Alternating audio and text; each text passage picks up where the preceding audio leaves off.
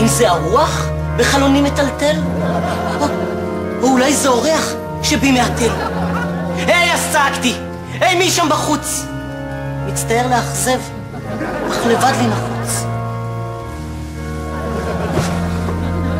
ונפלתי כחוש על ספת דודתי.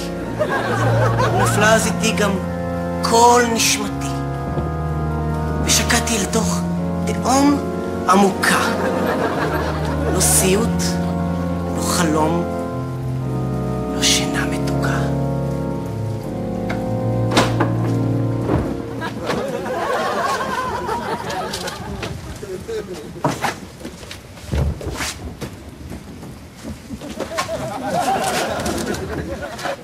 תראה אותם עכשיו מתעלמים ממני, כל היום הפרצוף שלי יהיה תקוע מול הפנים שלהם.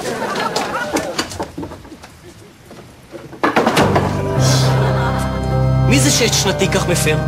זה ודאי האורח שאינו מוותר. הסתלק! אז צעקתי, ואל תחזור! אורח נבזה? אורח שחור? אך תשובה לא שמעתי מתוך הדממה.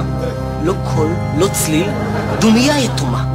ורציתי לחזור אל ספת דודתי, אך דבר מה לחד את זווית מבטי.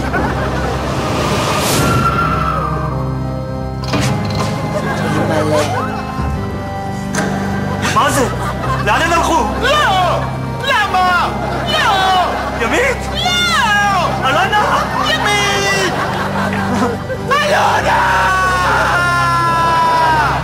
אז דממה, הבית שותק, אך ליבי או ליבי עוד עולם ודופק. או, אלוהי, זה לא ייתכן. יכול להיות שאני סתם מדמיין?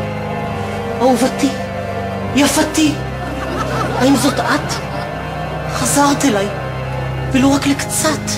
אילן, תעזור לי, אני לא רואה כלום. הנה גם קולה הצנום. אילן, תפתח, יא מפגר, זאת אני. קולה המתוק, אך גם קצת המתני. והאורח צוחק, ואני כאומלל. אני שומע קולות ונפל החשמל.